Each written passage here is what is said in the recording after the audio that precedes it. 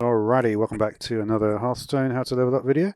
And today we're going to be looking at the custom Druid deck. It's in wild mode, so recently I leveled up to, I think, Platinum, somewhere, probably about 5, 6, I can't remember anyway. So, really good deck to level up with. There's a few things to sort of note about the deck that I'll go into.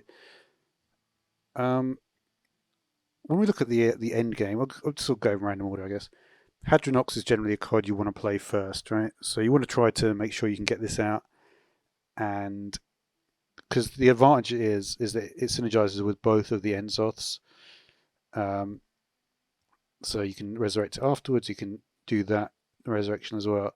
So that's a very important thing to keep in mind. The other thing as well, which is also pretty important to mention, is sometimes you're going to want to play fatigue, right? So you may want to do a solar eclipse into a naturalize. So that potentially gets them 8 cards out of their deck.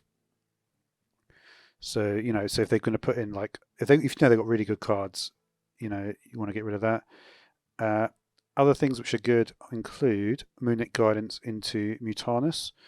So obviously with Mutanus, if you play it this turn, draw the original. So I mean, you're still going to get the original, but this could be really good to get rid of some of their best cards. And obviously this card just recently got it and it's a really solid card, and you can just get the thing is, if you're playing fatigue, you're obviously not going to want to draw the card. It all depends when you get the card. Often, as you go up the ranks, I've noticed it's similar. We're at that stage in Wild where a lot of the decks are control decks, so you want to get rid of that Reno Jackson, get rid of that 6/8 mana cost, which resurrects stuff. Any of those really good cards, if you can try and get rid of them. Another really good combination, which is Oaken Summons. So ideally, you want to do this without the coin. If you do it with the coin, you've got the potential of Vargoth into coin, which you do not want. So do it without the coin. That's going to be get a 5/10 on board turn 4, which is really powerful. And obviously the ultimate that you can get which is actually more common than you might think, is because all you have to do is pull Vargoth, so you've got a 1 in 3 chance of doing that. It's kind of interesting what the odds might be on terms of if you just had one Marauder. There's nothing really quite at this level, I don't think, for 4 mana. But yeah, obviously you can get the 2/6 and you can get a 2/6 and a 5/10 and 12 armor, which if you happen to have some spell stones in your hands as well, it's also going to synergize really well. With regards to ramp, you can actually solar eclipse the biology project as well if you want it to get more ramp. Be careful with ramp if you're playing a fast deck though. You may not have any real response, and it could snowball. Often though, it doesn't really snowball because you've got a lot of defense, I guess. These guys are really good defense.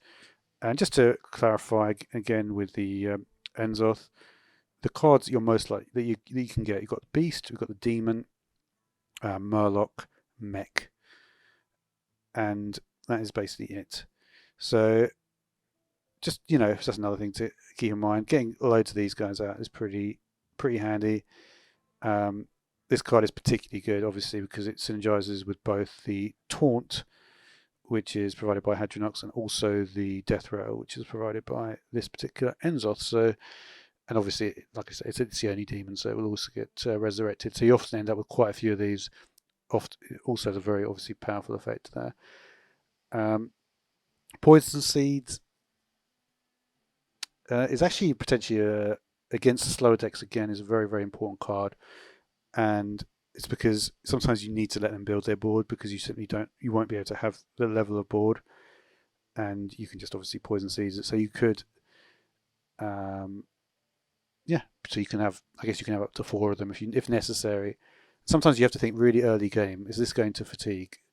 And if it is, and you feel that it might go to fatigue, you haven't got enough at that point early game, you may want to try to go for extra naturalizers, extra Poison Seeds.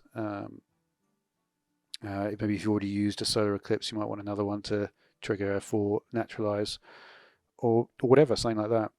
And just thinking if there's any other particular synergies worth pointing out. Not really, to be honest. Not really. if you've got like a lot of cards to deal with early game, you want to get your early removal, I guess, the Spellstones and the Lunar Eclipse. And that's about it. So thanks for watching.